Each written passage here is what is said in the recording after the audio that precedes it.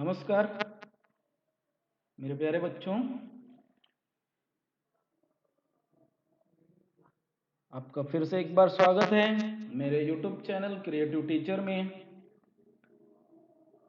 Video आप अंत तक देखिए क्योंकि यह पिछले बल और दाब का एक दूसरा भाग है। इस वीडियो के अंतर्गत हम कुछ महत्वपूर्ण पहलुओं के ऊपर चर्चा करेंगे।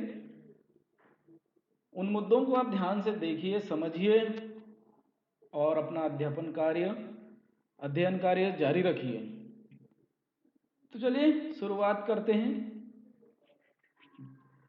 सबसे पहले कक्षा 8वीं के अंतर्गत सामान्य विज्ञान। सामान्य विज्ञान में हम आज क्या सीखेंगे? बल और दाब प्रकरण का नाम है हमारा प्रकरण। उसके अंतर्गत हम पढ़ेंगे पाठ्यांश जो है दाब। दाब का अध्ययन करेंगे हम आज। दाब क्या होता है?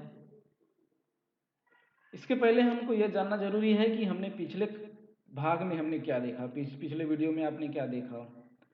पिछले भाग में हमने इसी पाठ के अंतर्गत क्या पढ़े थे? हम संपर्क, जो बल है और बल के प्रकार, जैसे संपर्क और असंपर्क बल। देखिए इस चित्र के माध्यम से हमने आपको बताया था कि हाथों से संपर्क हो रहा है गाड़ी और हाथों का, तो गाड़ी को हाथों के द्वारा बल लगाया जा रहा है।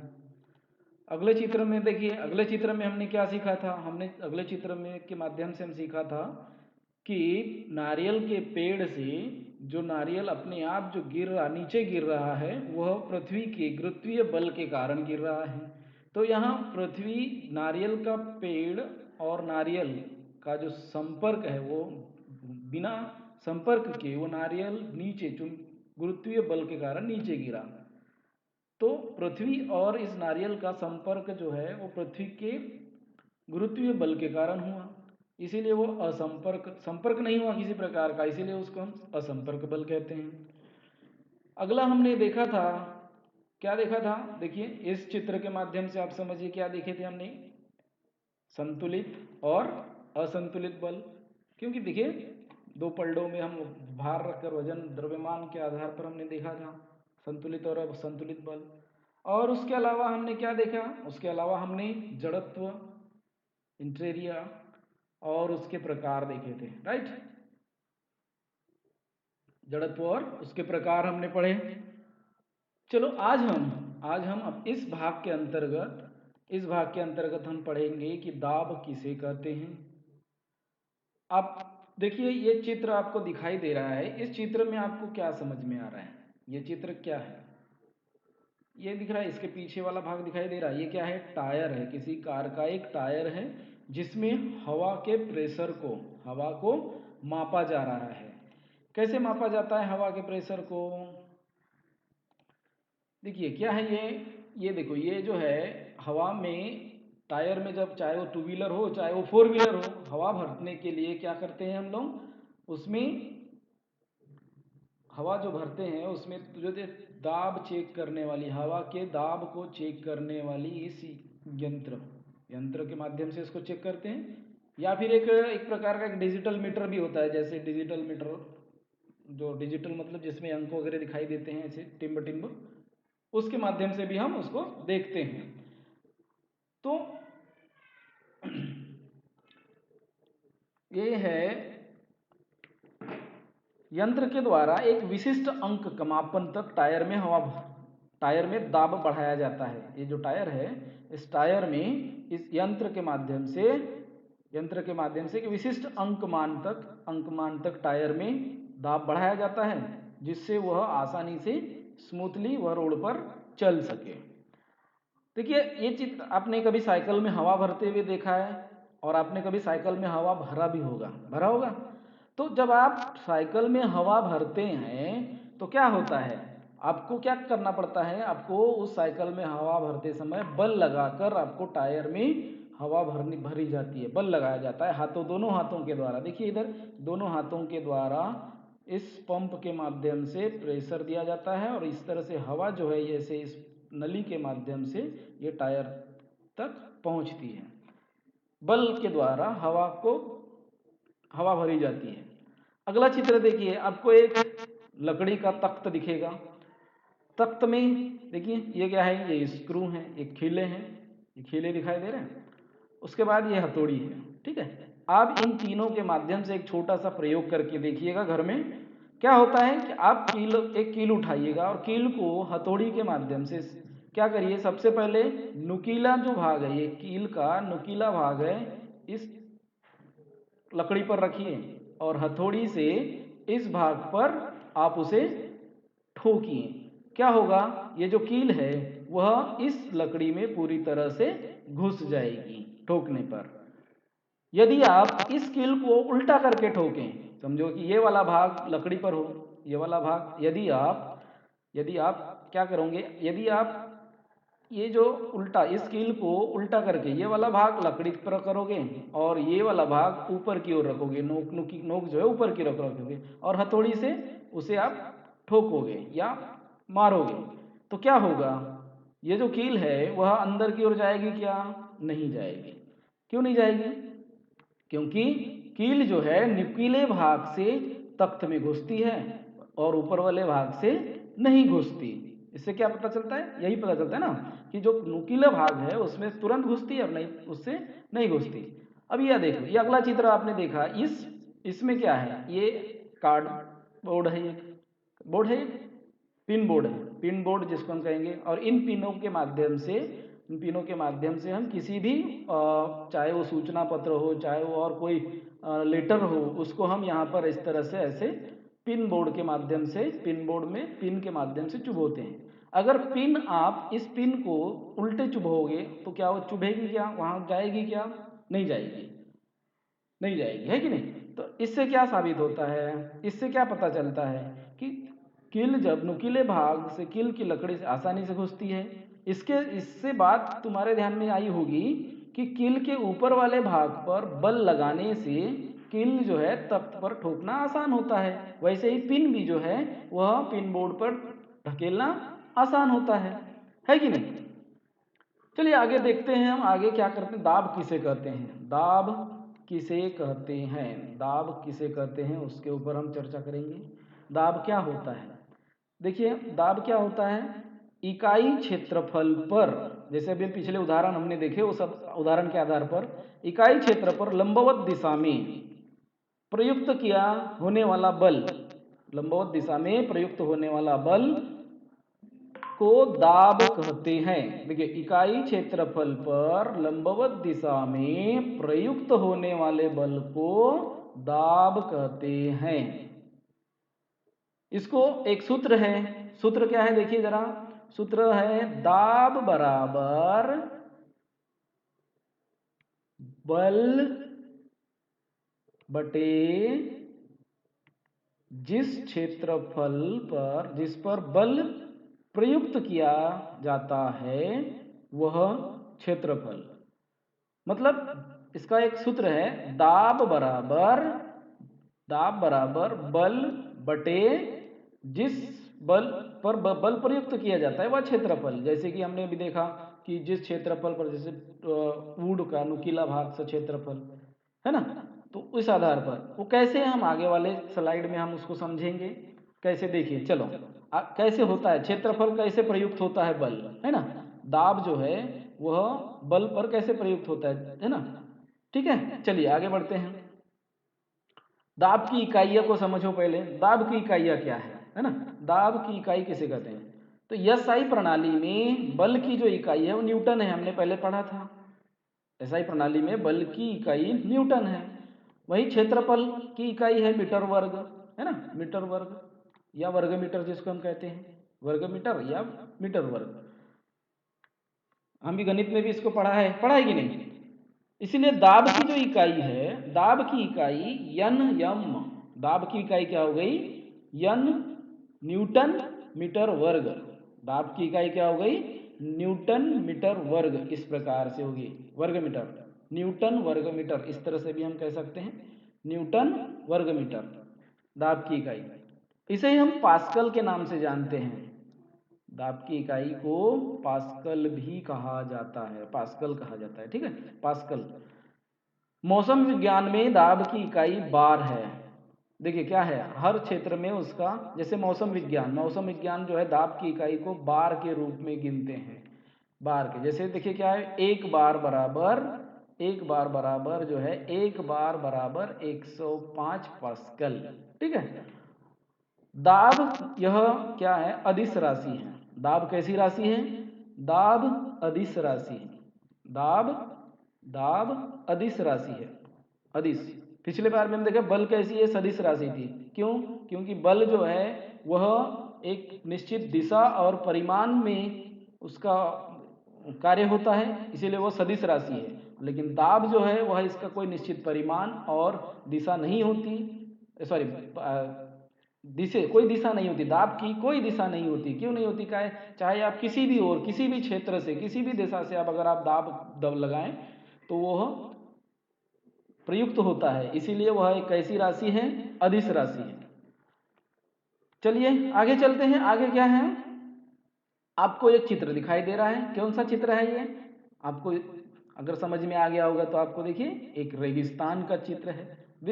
और ये छोटे छोटे जो दिख रहे हैं, ये चिन्ह, ये निशान, ये निशान, ये सारे निशान, ये निशान, ये निशान, ये सारे निशान जो है, ये निशान की उसकी परछाइयाँ हैं। तो ये जो निशान किसके निशान हैं, ये निशान है रेगिस्तान के जहाज, ऊंटों के। रेगिस्तान के जहाज, ऊंटों के। मैं ये चित्र आपको क्यों दिखा रहा हूं, क्योंकि इन चित्रों के माध्यम से, जब भी देखिए ऊंट जो है, ऊंट के पैर के तलवे हैं फैले हुए होते हैं, जिसके कारण ऊंट का भार अधिक पृष्ठभाग पर पड़ता है और रेत पर पड़ने वाला दाब कम होता है। रेत पर पड़ने वाला जो दाब है वह कम होता है। क्यों, उसके तलवे चौड़े होने के कारण ऊंट के पैरों के तलवे जो होते हैं वह तलवे जो फैले हुए होते हैं, चौड़े होते हैं, जिसके कारण ऊंट का भार जो है अधिक पृष्ठभाग पर पड़ता है और रेत पर पड़ने वाला जो दाब है वह कम होता है। इसलिए ऊंट के पैर जमीन में धंसते नहीं तथा उसे चलना आसान होता है। हाँ, एक मिनट। इस तरह से हम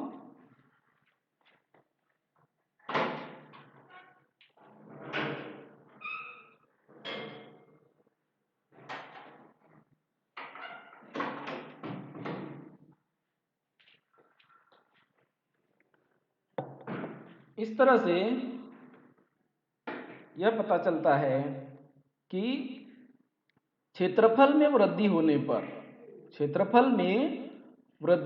पर बल का दाब जो है वो कम होता है और क्षेत्रफल कम होने पर बल के दाब में वृद्धि होती है। किसे समझ में आया, ये कैसे साबित हुआ, क्योंकि ये अपने पैरों, किसके, ऊंटों के पैरों से ये साबित होता है। कैसे कि अगर तलवे फैले हुए हैं जिसके कारण उसका जो दाब है, क्षेत्रफल है, उससे कम कम दाब होता है और कम दाब होने से उसके जो पांव है, ऊंटों के पांव है, वो जमीन में धंसते नहीं है। तो इस तरह से दाब जो है उसके क्षेत्रफल पर भी निर्भर करता है। ठोस पदार्थ पर कैसे दाब काम करता है। ठोस पदार्थ, देखो हवा जो है, हवा में स्थित सभी ठोस पदार्थों पर हवा का दाब होता है। हवा में सभी, चाहे वो बॉटल हो या फिर लकड़ी हो, पत्थर हो, कोई भी वस्तु ठोस पदार्थ हो, उसके ऊपर हवा का जो दाब है वह होता ही है। अब ये देखिए, ये आपके सामने एक मैंने चित्र रखा। इस चित्र में देखिए पहले जो है एक लकड़ी के तख्त को दो खंभों पर लटकाया गया है। कैसी है ये लकड़ी, सीधी भी दिखाई, इसमें किसी प्रकार का मुड़ा हुआ भाग दिखाई देता है नहीं, बिल्कुल किसी प्रकार का। फिर उसी लकड़ी के तख्त पर चार पुस्तकें रख दी जाती हैं। देखिए, चार पुस्तकें रखने से अलग अलग क्षेत्र पर रखी गई है। देखो, एक पुस्तक यहाँ है, एक पुस्तक यहाँ है, दूसरी तीसरी यहाँ है, चौथी यहाँ है। अलग अलग क्षेत्र पर चार पुस्तकें रखी गई हैं, जिससे उस लकड़ी के ऊपर थोड़ा दबाव पड़ गया है, मतलब दाब पड़ गया है। अब तीसरे खंभों के ऊपर गौर करिए, ये जो यहाँ पर पुस्तकें चार ही है, लेकिन ये पुस्तकें एक ही जगह पर चारों पुस्तकों का भार रखने की वजह से इस लकड़ी में मोड़ जो है वह ज़्यादा भार ज़्यादा होने की वजह से इस लकड़ी पर दाब जो है वह अधिक हो गया है। हुआ है कि नहीं? देखिए कि ठोस पदार्थ पर कोई एक भार रखा तो उस भार के कारण ठोस पदार्थ पर बल पर दाब पड़ता है, पदार्थ पर दाब पड़ता है।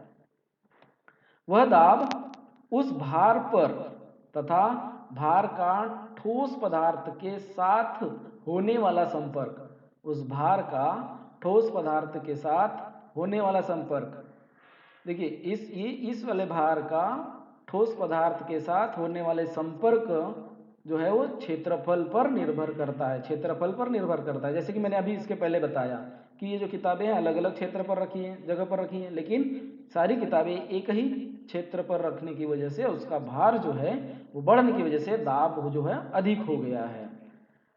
इस तरह से आगे हम देखते हैं, ये देखिए आपके सामने एक चित्र दिखाई दे रहा है। इस चित्र में एक महिला जो है अपने सर के ऊपर गुंडी, जो भार गुंडियां है ना, तीन गुंडियां लेके रखी हैं। अब ये उन्होंने गुंडियों के नीचे ये क्यों रखा है, कपड़े का एक भाग क्यों रखा है, क्यों रखा गया है, इसको क्यों रखा गया होगा ऐसे, इसके लिए नहीं पता है ना। और जैसे कि हम रात में 8 से 10 घंटे तक सो जाते हैं, है ना, लेकिन उतने ही समय तक हम एक जगह पर खड़े रह सकते हैं क्या? नहीं रह सकते। बर्फ पर फिसलने के लिए समतल तख्तों का उपयोग क्यों करते हैं? बर्फ पर फिसलने के लिए हम समतल तख्त का ही उपयोग क्यों करते हैं? आइए जानते हैं इसके बारे में। इसके बारे में हम जानते हैं, देखिए तो इसका जो है वो द्रव पदार्थ पर जो दाब होता है उसके कारण ये सब बातें होती हैं, ये निर्भर होती हैं। ये देखिए आपके सामने एक चित्र है। इस चित्र में आपको क्या करना है, आपको एक घर पे एक प्रयोग के तौर पर आपको करके देखना है। एक बॉटल लेनी है प्लास्टिक की, उस बॉटल में क्या करना है, रबड़ एक इस तरह से कांच की एक नली लेना है, कांच की नली लेकर के उसमें एक गुब्बारा फिट करोगे और उस गुब्बारे को, उस कांच की नली को गर्म करके इस बॉटल के अंदर प्रविष्ट करना है। उसके पश्चात क्या करोगे, कम से कम ये इसकी ऊंचाई जो होनी चाहिए यह 5 सेंटीमीटर की ऊंचाई होनी चाहिए इसकी, यहाँ से यहाँ जब आप उसको प्रविष्ट करोगे 5 सेंटीमीटर तक उसको आप अंदर डालोगे और यहाँ से पानी न टपके, यहाँ से पानी न टपके इसीलिए आप उसको मोमबत्ती गर्म करके उसके चारों भाग को सील कर दोगे। ठीक है। अब क्या करना है कि अब बोतल के ऊपर से पानी भरना है। बोतल यहाँ से आपको क्या करना है, पानी भरना है, यहाँ से आपको पानी भरना है। ठीक है, यहाँ से आपको पानी भरना है। अब पानी भरोगे तो क्या होगा, पानी जब आप भरोगे तो पानी देखो बॉटल जब भर जाएगी इतनी, तो ये जो पानी जो है ये कांच की नली के माध्यम से गुब्बारे में आएगा और गुब्बारा जो है वह फूलने लगेगा। बराबर, फूलने लगेगा कि नहीं? उसी तरह प्रकार अब तो दूसरा चित्र देखिए। अब इस चित्र में गौर करिए, इस चित्र में क्या लेना है, एक बर्तन लेना है। उस बर्तन में एक बॉटल में, प्लास्टिक की बॉटल में भरा हुआ पानी रखना है, बॉटल खड़ी रखनी है। बॉटल खड़ी करके उस बॉटल को पिन से छिद्र लगाने इस तरह से। अब जब आप पानी के छिद्र लगाओगे, पानी भरी बॉटल में भरी हुई छिद्र लगाओगे, पानी जो है वह पास में ही गिरता है। छिद्र छोटे हैं तो पानी पास में ही गिरेगा, सॉरी छिद्र बड़े हैं तो पानी पास में गिरेगा। लेकिन अब देखिए यहाँ पर देखिए 3 छिद्र हैं, अलग अलग छिद्र हैं।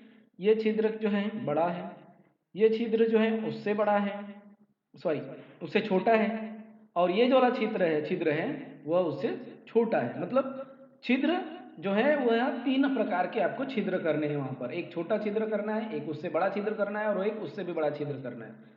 तो आप जब उसमें पानी डालोगे बोतल में तो आपको क्या समझ में आएगा कि पानी जो है छोटे छिद्र से पानी जो है वह दूर तक गिरता हुआ नजर आएगा। देखिए छोटे छिद्र से पानी दूर तक नहीं गिरता हुआ नजर आएगा, उससे बड़े से पानी थोड़ा कम दूरी लेगा गिरने के लिए। और जो सबसे बड़ा छिद्र होगा उस छिद्र का पानी ज़्यादा दूरी न लेते हुए उसी बर्तन में गिरते रहेगा। इससे क्या सिद्ध होता है? इससे क्या स्पष्ट होता है? इन दोनों प्रतियों से क्या स्पष्ट होता है? एक ही स्तर पर द्रव का दाब समान होता है। एक ही स्तर पर द्रव का दाब समान होता है। उसी प्रकार द्रव के गहराई के अनुसार दाब में वृद्धि होती है। द्रव के गहराई के अनुसार जो है उसके दाब में वृद्धि होती है। आगे हम देखते हैं गैस का दाब। गैस का दाब है ना। अब आपके सामने मैं कुछ गुब्बारे रख रहा हूँ। देखिए गुब्बारे हैं, एक दूसरा गुब्बारा और एक है प्रतिकृति वाला गुब्बारा। देखिए जिसमें से एक जोकर की तरह से उसका चित्र बनाया गया है। दोनों देखिए, तीनों, ये पहला गुब्बारा, दूसरा गुब्बारा और ये तीसरा गुब्बारा है ना। अब ये तीनों गुब्बारों में आपको क्या अंतर नजर आ रहा है? यह जो गुब्बारा है वह प्लेन है। यह गुब्बारा कैसा है? प्लेन है। और यह गुब्बारा कैसा है? देखिए इस गुब्बारे में ऐसे कान निकले हुए इधर तीनों की तरफ। तो जब आप इन गुब्बारों में हवा भरोगे, और ये देखिए ये वाला गुब्बारा देखिए, इसमें जो है हवा जो है पहले गुब्बारे में पूरे उसके सतह तक फैल रही है। दूसरे गुब्बारे में जब हवा भरेंगे हम, तो वह हवा जहां उसको जगह मिलेगी, देखिए यहाँ जगह मिल रही है, यहाँ जगह मिल रही है, यहाँ जगह मिल रही है, जहां उसको जगह मिलेगी उन्हीं जगह तक वह अपना दाब जो है, अपना प्रेशर जो है वह भेजेगा। अब तीसरे चित्र में देखिए, तीसरे चित्र में जब हम एक हवा भरेंगे तो वह जिस जिस जगह पर उसको जगह मिलेगी उस जगह पर वो गैस जो है वह अपना जगह घेरेगी, है ना। तो यह अधिकतर द्रव के समान ही कार्य करता है। यह जो है यह द्रव के जैसे ही कार्य करता है कि वायु भी द्रव के जैसे ही जिस पात्र में बंदिस्त होता है उस पात्र के दीवार पर बल प्रयुक्त करती है।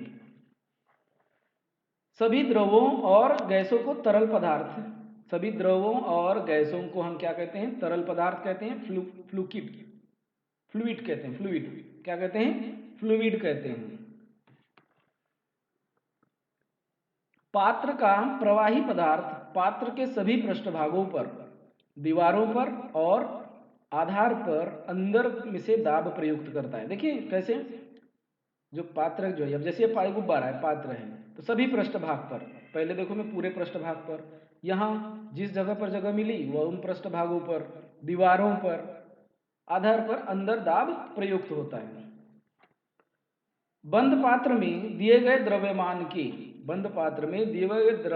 के प्रवाही पदार्थ में पाए जाने वाला दाब सभी दिशाओं में समान रूप से प्रयुक्त होता है। आगे हम देखेंगे वायुमंडलीय दाब। देखिए आपके सामने पृथ्वी का चित्र नजर आ रहा है। पृथ्वी के चारों ओरों से देखो, पृथ्वी के चारों ओर क्या है? लगभग हवा का आवरण है। दूसरा चित्र देखिए, दूसरे चित्र में आपको क्या नजर आएगा? इस चित्र में भी पृथ्वी के चारों ओर जो है हवा के आवरण जो है उसको, हवा के आवरण को हम वायुमंडलीय वातावरण भी कहते हैं। वायुमंडल वातावरण कहते हैं हवा के आवरण को। पृथ्वी के चारों ओर जो है हवा के आवरण को वायुमंडल या वातावरण कहते हैं। इसी हवा के कारण निर्माण होने वाले दाब को हम वायुमंडलीय दाब कहते हैं। हवा के कारण निर्माण होने वाले दाब को वायुमंडलीय दाब कहते हैं। देखिए अगला चित्र देखिए, इस चित्र में क्या है? इस चित्र में क्या है ना?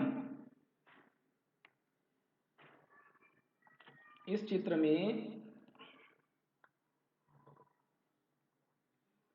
एक जो है बेलन के आकार का लंबा खोखला खड़ा है। बेलन खड़ा करना है, जैसे खोखला वाला, है ना। फिर क्या करना है? उसमें हवा भरी हुई है, उसमें हवा भरी है।